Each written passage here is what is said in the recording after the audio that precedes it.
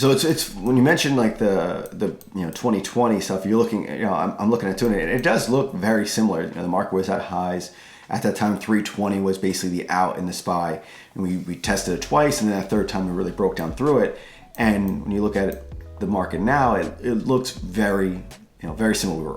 We're at new all-time highs. We're seeing a clear level of support, and now 420, and that same thing. If the SPY continues to H over down through 420.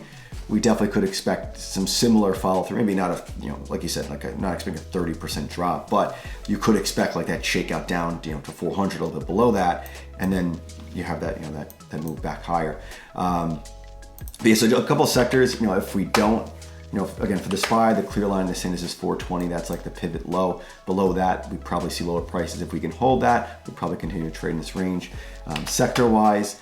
If we do hold in this range, VHT or the healthcare sector is probably one of the ones I would gravitate towards first, just because it's not as beaten up compared to some of the other ones where we can buy up through, for VHT, it's like up through 242 versus 232.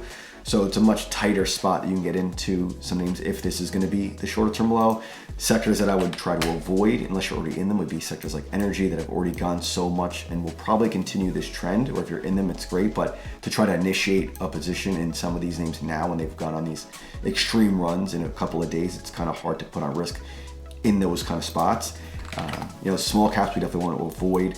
They definitely broke this major topping pattern, and now this 204 that was support for the better part of the last year is now acting as resistance. So small caps are pretty much completely off the radar for the foreseeable future. Industrial is kind of the same thing. They're kind of breaking down into support, and it seems like they're kind of following suit with the similar pattern with the small caps, where they just based out for so long, and now they're not able to really support that area, and now more than likely we'll see lower prices in that sector. So those are kind of the main ones I want to go over, and you kind of covered everything with the Fed meeting.